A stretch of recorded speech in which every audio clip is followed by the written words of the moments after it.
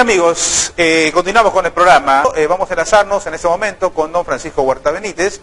Él es economista conocido, por supuesto, acá en La Libertad, y para poder conversar sobre este y otros temas. Don Paco Huerta, como lo conocemos, muy buenas noches, bienvenido al programa.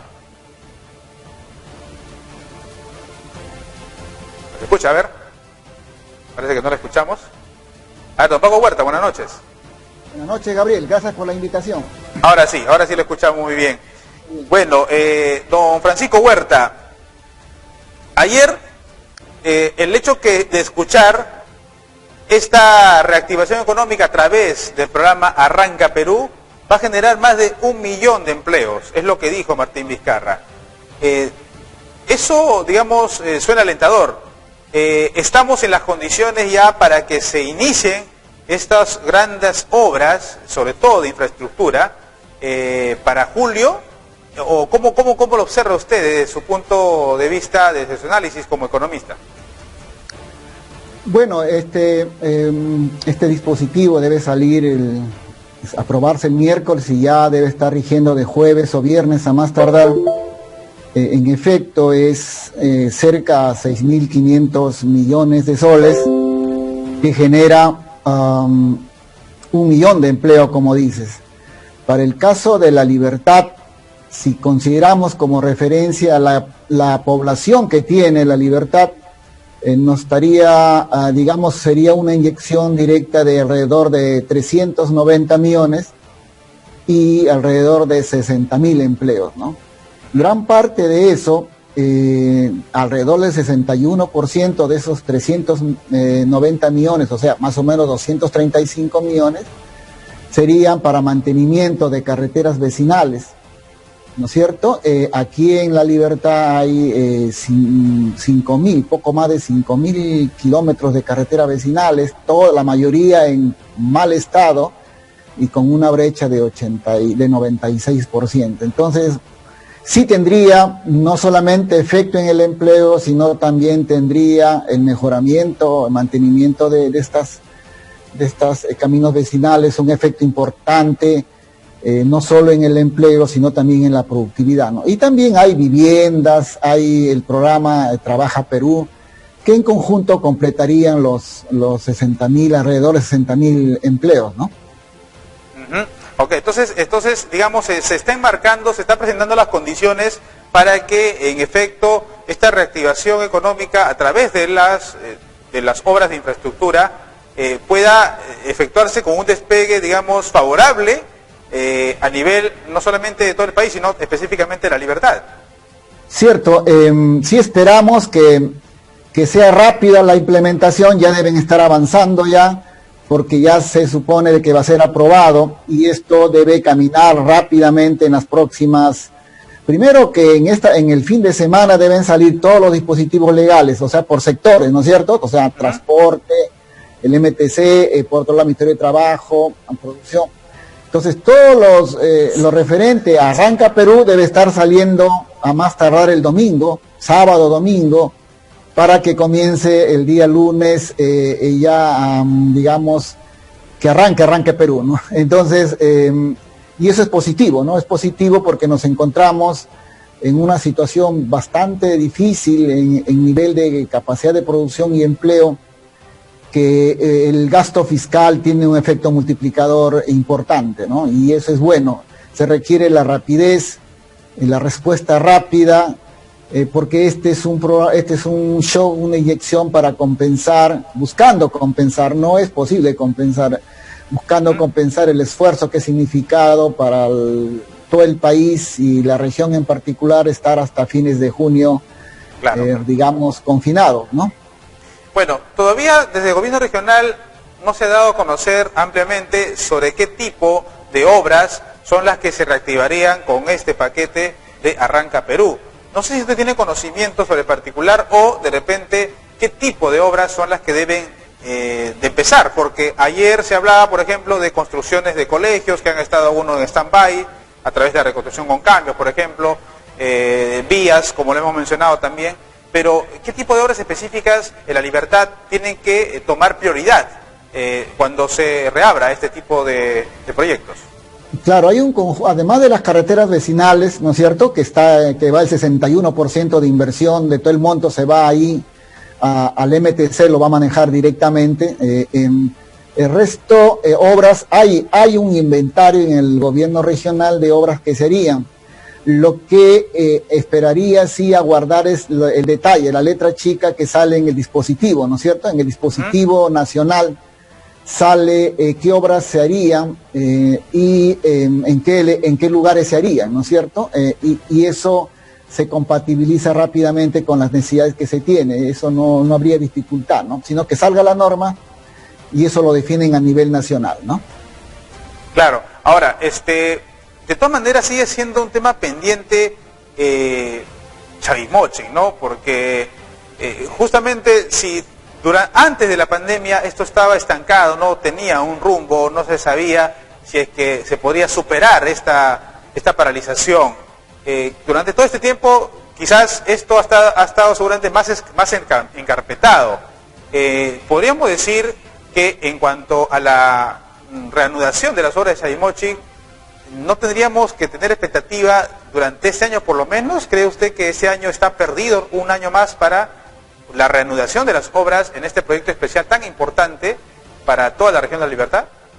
Bueno, sí, en La Libertad han comenzado a caminar proyectos ya importantes. Te lo menciono rápidamente, hay un convenio entre el gobierno regional con el MTC para hacerle asfalto básico a 1.600 kilómetros de carreteras departamentales. En este momento la brecha es 84, de tal manera que cuando se termine todas estas 1.600 kilómetros, ya la brecha va a bajar de 84 a 11%. Es una inversión más o menos de 450 millones de soles.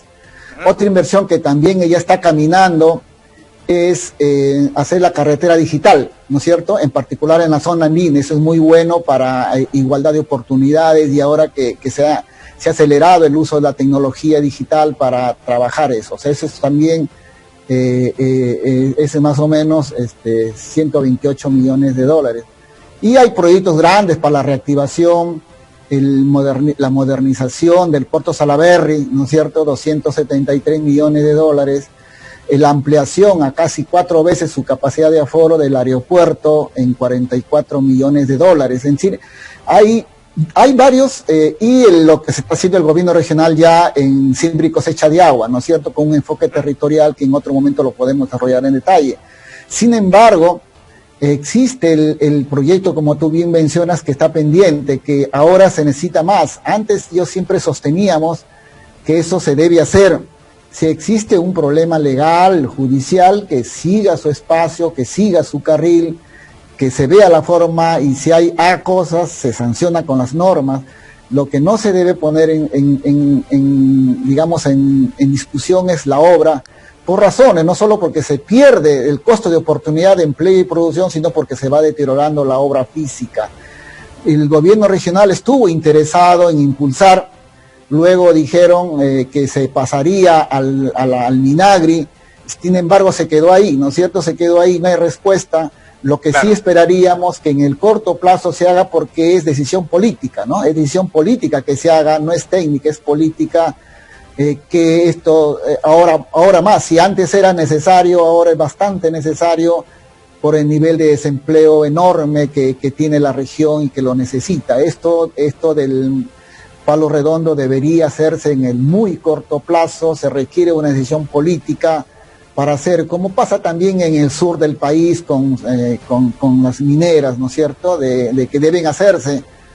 Por ejemplo, la minera en el sur tiene todos los proyectos ambientales, todos están aprobados, pero sin embargo quieren Tía María, ¿no? Entonces, así como deben trabajar fuerte los proyectos mineros que están pendientes, también debe trabajarse acá Chavimochic, el Palo Redondo, por lo que significa, no debería haber dilación, sino simplemente tomar decisiones, ¿no? Y eso le compete al gobierno central y en menor medida al gobierno regional, ¿no?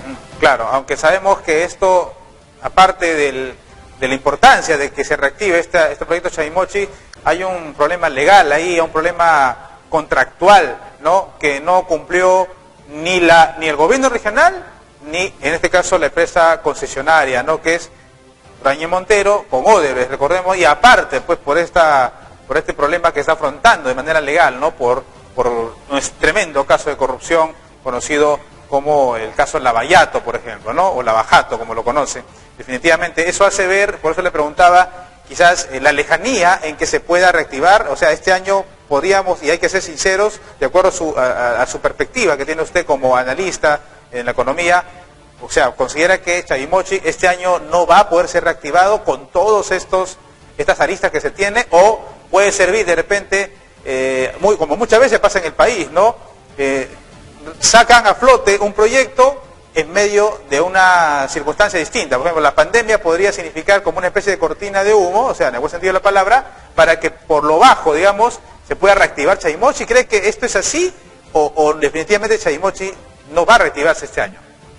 No, claro, las negociaciones se interrumpieron, recordarás, porque no se pudieron desafectar todas las tierras, ¿no es cierto? Entonces la empresa no pudo hacer el cierre financiero, ¿no es cierto? El cierre financiero es cuando van al banco y le dicen, acá está todas mis precondiciones para que levante financiamiento. No tuvo todas las tierras disponibles y surgió el problema, ¿no? Ahí se paralizó desde octubre de 2018, creo.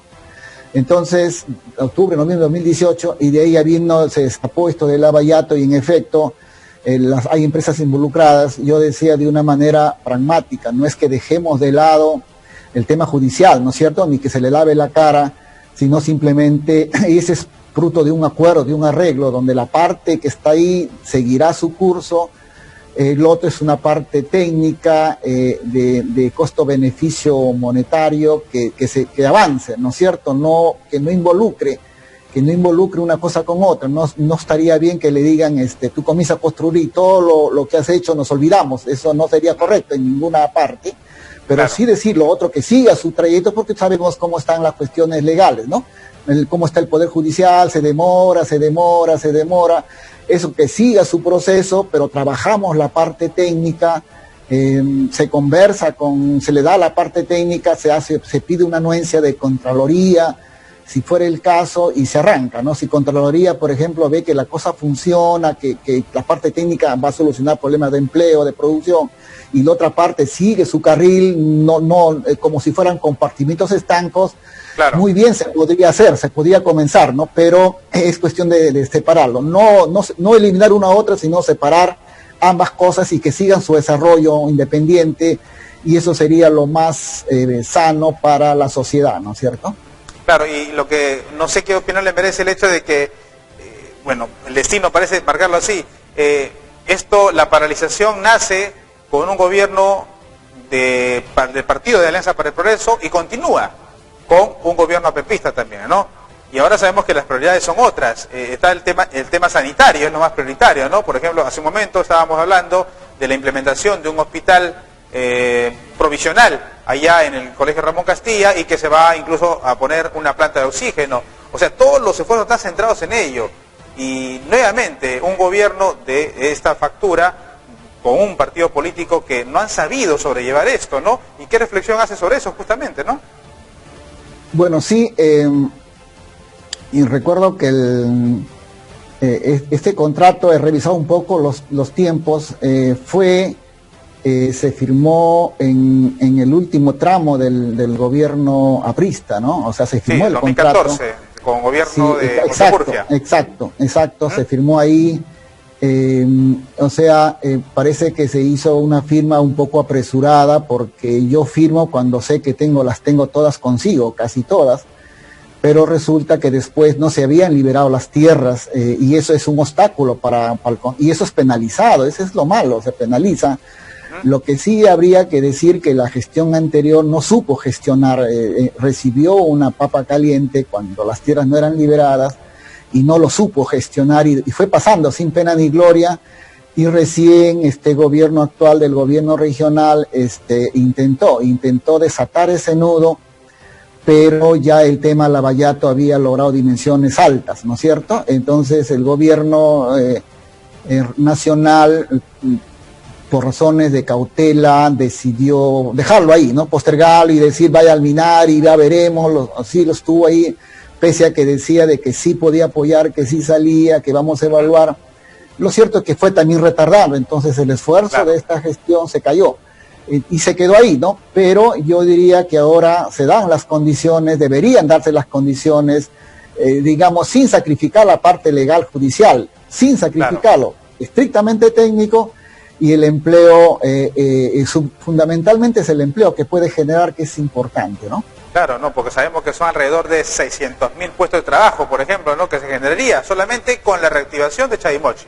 Pero bueno, sí, para no irnos un poquito a este extremo netamente de Chavimochi, quiero preguntarle, don Francisco Huerta, ¿cuáles serán los rubros que deberían generar mayor impacto cuando se reactive esta economía en La Libertad, por ejemplo? ¿O cuáles cree que va a ser, ¿no? O en este caso, el rubro construcción serán los primeros que se reactive y que puedan generar una inyección económica importante para esta zona del norte del país. Bueno, el gobierno central, el gobierno nacional comenzó a abrir la economía, sin embargo, tuvo dos limitaciones que restringieron. Una, los excesivos protocolos, la forma de diseño de protocolos que retardó, y las empresas grandes, medianas tenían dificultades y tenían profesionales ahí y no lo hacían tan fácil. Y allá vemos de las más pequeñas, ¿no? Un problema. Lo segundo es que se denominó o se tiene a la región La Libertad en zonas de alto riesgo junto a otros departamentos. Entonces esas dos características o elementos inhibieron que se reactive acá. Dos casos concretos, te digo rápidamente. Había Metalbus, que tenía todo, 214 trabajadores, demanda internacional, cumplió con los protocolos, contrató un médico y no le daban permiso porque estaba acá estaba en La Libertad, en zona roja, digamos. 140 confeccionistas hicieron todos sus protocolos, coordinaron todo listo y no les dan.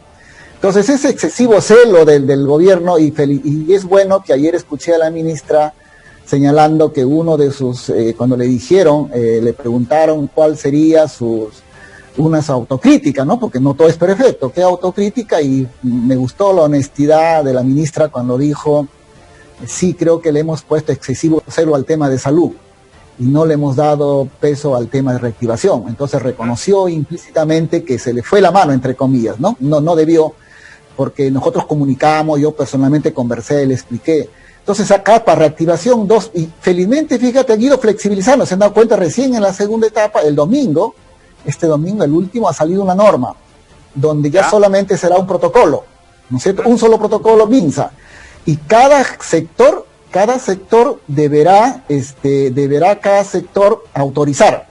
Y el día miércoles ya se autorizó.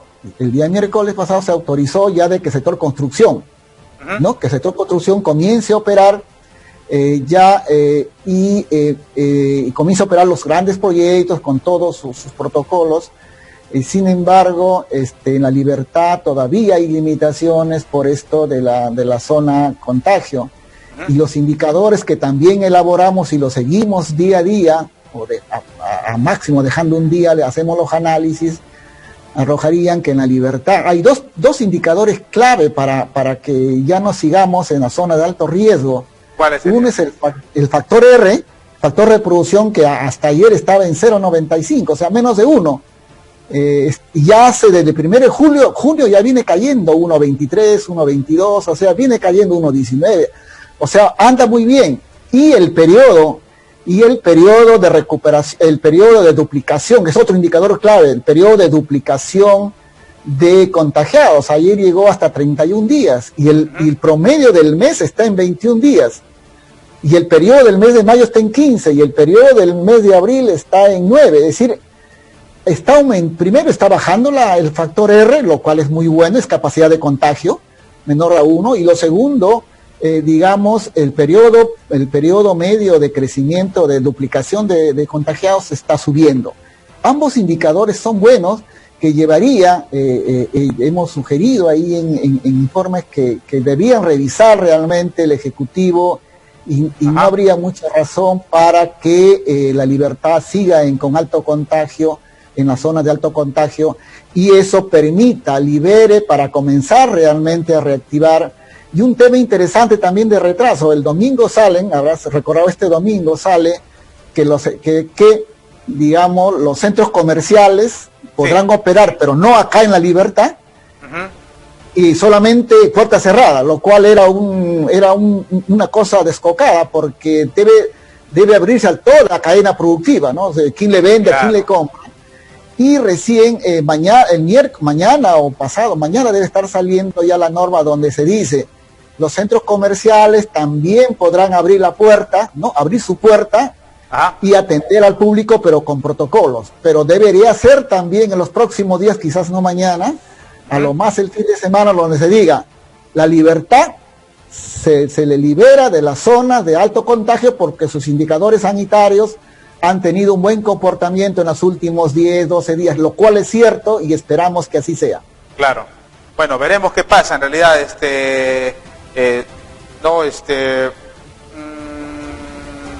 don Francisco Huerta, y bueno, yo le agradezco en verdad esta comunicación, veremos qué pasa, ¿no? Y habrá oportunidad para que más adelante podamos analizar un poquito más sobre este particular y ver cómo crece, ¿no?, la economía en La Libertad. Muchas gracias en verdad por esta comunicación, Muy bien, Gabriel, gracias por la llamada, hasta otro momento. Hasta otro momento, don Francisco Huerta. Muy bien, chao, estaba con nosotros entonces el economista Francisco Huerta, justamente para poder conversar con él sobre esta reactivación económica, ¿no? Así es que